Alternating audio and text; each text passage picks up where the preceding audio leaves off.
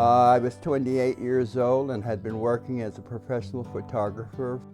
I applied and I received a John Hay Whitney Fellowship for Photography in 1964. The proposal that I had written for the fellowship, I had indicated that I needed some photographs in the southern parts of the United States, and that's how I began to get involved with the Freedom Summer Project. I was also interested in helping with the photographs that people might use for that summer for their purposes. Sandy Lee, who was the project director for Hattiesburg, Mississippi, was coming up to New York to speak or to get volunteers to go south. And we spoke a little further, and he found out that I was a photographer, and he said, "Oh no, you really have to come to Mississippi, and you have to document my program in Hattiesburg." There was a SNCC training session in Oxford, Ohio, and that was prior to going to Mississippi. It was a week's program which I went through. We had come down from Oxford, Ohio, the training session in this car. Since 3 of the people in the car were white women, white females, we kind of decided that during the day I would get down in the back of the car as best as I could, covered over with a blanket or a canvas or whatever. And the next morning, Doug Smith, the 17-year-old assistant director, picked me up to take me to the office. And he said, there was a shooting last night, and as we got to Mobile Street, I realized that was the car that I was in the day before or the night before, and it was this car and another car that had been shot into.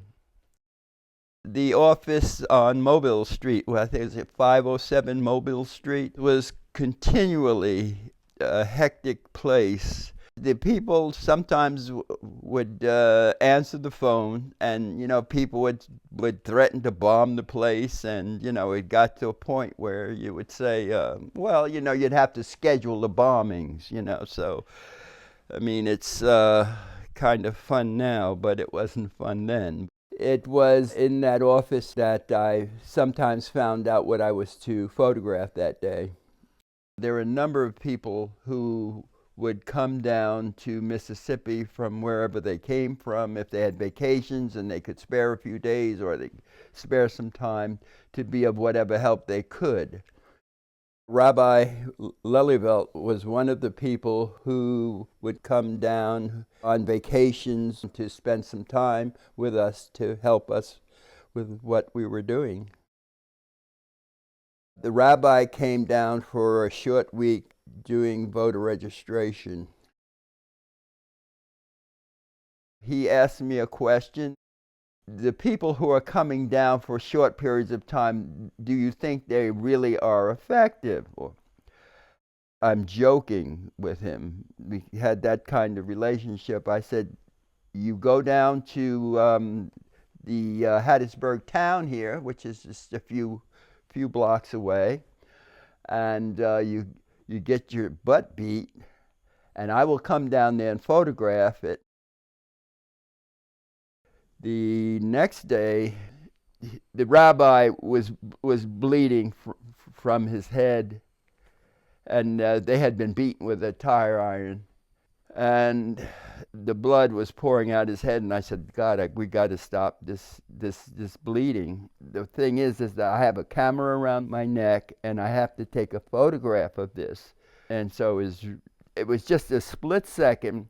The rabbi was in shock, and he looks up to me and says, "Photographer, go ahead and take the picture." My photograph of the rabbi was published all over the country. My book, Faces of Freedom Summer, is my record of that summer in 1964.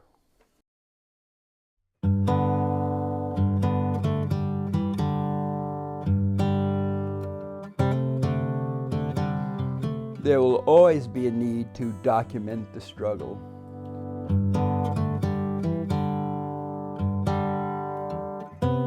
Photography is a good part of my life.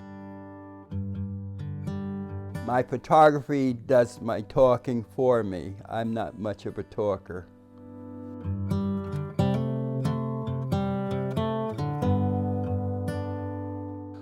I'm done with all of that now, and I'm leaving it to the next generation.